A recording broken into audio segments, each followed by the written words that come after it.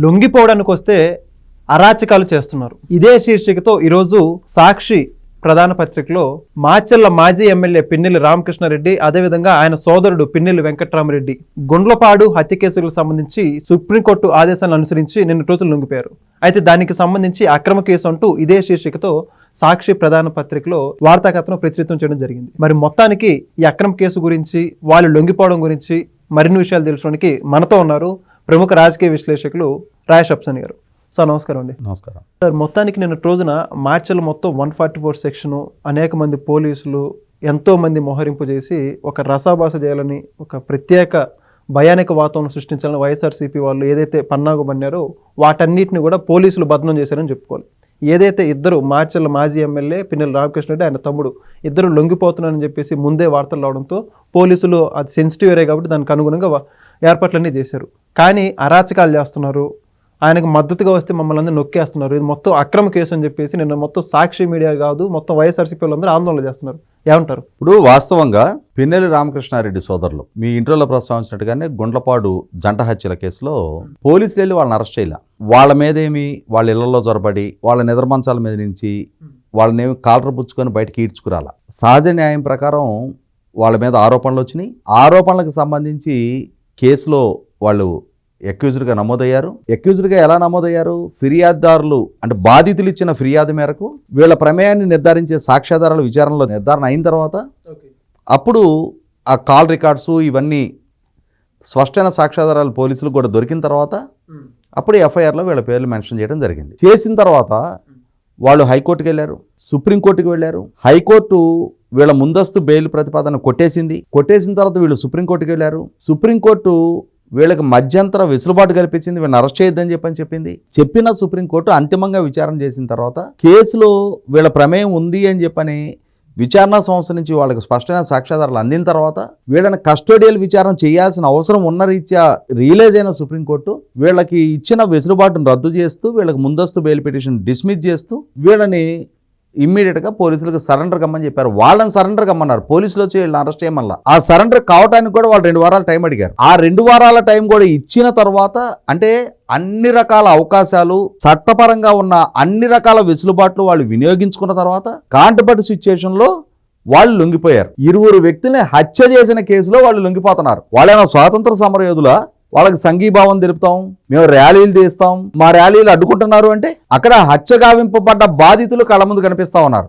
హత్యగావింపబడ్డ బాధితులు కళ్ళ ముందు కనిపిస్తా ఉన్నప్పుడు వాళ్ళకి ఆగ్రహవేశాలు, అరే మమ్మల్ని చంపి వీళ్ళు ఊరేగుతారా అని చెప్పని వాళ్ళకి ఆగ్రహవేశాలు కలిగితే వాళ్ళు కూడా రోడ్డెక్కితే మమ్మల్ని చంపి మీరు ఊరేగింపులతోటి మీరు పోలీసులకు సరెండర్ అవుతారా అని చెప్పని వాళ్ళు కూడా పోటీగా వాళ్ళు కూడా ర్యాలీలు తీస్తే ఇక్కడ 2 రాజకీయ పక్షాలకు సంబంధించిన వ్యవహారం ఇది. 2 రాజకీయ పక్షాల మధ్య అది విద్వేషాలు ప్రబల విధంగా ఘర్షణపూరిత వాతావరణం సృష్టింపబడితే పోలీసులు చేష్టోడుకు చూస్తూ ఊరుకుంటారా? పోలీసులు ముందస్తు జాగ్రత్త చర్యలు తీసుకుంటారు. నువ్వు హత్య కేసులో కోర్టు ఆదేశించిన మేరకు నువ్వు లొంగిపోతున్నావు, మూసుకొని వచ్చి లొంగిపో, అంతేగాని నువ్వేదో ఊరేగింపులు తీస్తానంటే ఒప్పుకోమని చెప్తారు. మొహటే ఉందంటూ అది పిన్నెల్లి రామకృష్ణారెడ్డి కాదు, జగన్మోహన్ రెడ్డి కనుక పాలకుడుగా ఉండి జగన్మోహన్ రెడ్డి పార్టీకి సంబంధించిన వాళ్ళని తెలుగుదేశం పార్టీ వాళ్ళే కనుక హత్యలు చేయించున్నట్టయితే ఇదే జగన్మోహన్ రెడ్డి అయితే వాళ్ళు ఎన్కౌంటర్ చేయించుండేవాడు.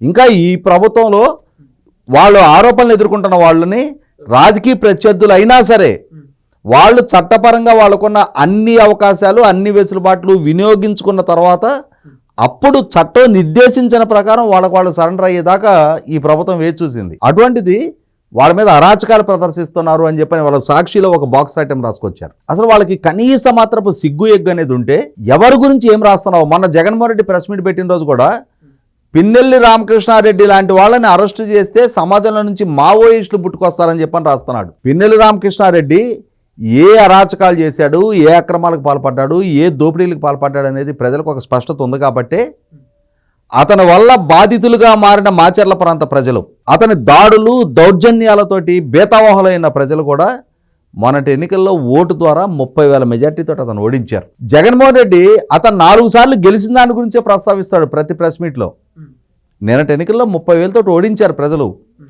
ఏ ప్రజలైతే నిన్ను 4 సార్లు నెగ్గించారో ఆ ప్రజలే చేత్కరించుకొని నిన్ను 30,000 తోటి ఓడించారు మొన్న. ఆ ఓడించిన తర్వాత కూడా నువ్వు ఇవాళ హత్యలకి ప్రేరేపించావు. హత్యలకు నువ్వే బాధ్యుడివి హంతకులకు నువ్వు అన్నదండలు అందిస్తున్నావు అని చెప్పనే స్పష్టమైన సాక్ష్యాధారాలతో నిర్ధారణ అయిన తర్వాత, నీ ప్రమేయాన్ని నిర్ధారించుకున్న తర్వాత, న్యాయస్థానాల దృష్టికి నీ ప్రమేయానికి సంబంధించిన సాక్ష్యాధారాలు సబ్మిట్ చేసిన తర్వాత హైకోర్టులో నీ ముందస్తు బెయిల్ పిటిషన్ కొట్టేయడం జరిగింది. సుప్రీంకోర్టుకి వెళ్ళావు. సుప్రీంకోర్టు కొంత ఉదాసీనత ప్రదర్శించి నీకు వెసులుబాటు కల్పించినా కూడా తర్వాత రోజుల్లో నీ ప్రమేయాన్ని నిర్ధారణ చేసుకున్న తర్వాత సుప్రీంకోర్టులో కూడా నీకు వ్యతిరేకంగా తీర్పు రావడం జరిగింది. ఇంకా నీ మీద అరాచకాలు పాల్పడారా అంటే ఇదే జగన్మోహన్ రెడ్డి పాలనా హయాంలో అయితే ప్రత్యర్థులు ఇలాగే హత్య కేసులో సరెండర్ అవడానికి ఊరేగింపులు తీస్తాం, ర్యాలీలు తీస్తామంటే ఆయన ఎలా చేసేవాడా? ప్రజాస్వామికంగా తమ నిరసన తెలియజేస్తామంటే సహించలేకపోయాడు. ప్రభుత్వాన్ని విమర్శించే సహించలేకపోయాడు. ప్రభుత్వానికి వ్యతిరేకంగా ఒక విమర్శ పోస్టు రాస్తే సోషల్ మీడియాలో సహించలేకపోయాడు. అటువంటి జగన్మోహన్ రెడ్డి వాళ్ళ పౌర హక్కుల గురించి, ప్రజాస్వామ్యం గురించి, రాజ్యాంగబద్ధ హక్కుల గురించి, వీటి గురించి మాట్లాడుతూ తన చేతిలో ఒక మీడియా ఉంది కాబట్టి, తనకు ఒక సోషల్ మీడియా ఉంది కాబట్టి, తనను అనుసరించే ఇంకొందరు తన ద్వారా పెంచి పోషించబడుతున్న మేధావులు అనబడే వాళ్ళు ఉన్నారు కాబట్టి వాళ్ళ ద్వారా తనకు అనుకూలమైన ప్రచారం చేస్తే చేసుకోవచ్చు. ఇవాళ పిన్నెల్లి రామకృష్ణారెడ్డి మీద పెట్టింది అక్రమ కేసు అంటున్నాడు. అక్రమ కేసా సక్రమ కేసా? నువ్వు హైకోర్టులో సుప్రీంకోర్టులో నువ్వు అక్రమ కేసు అని డిఫెండ్ చేసుకున్నావు.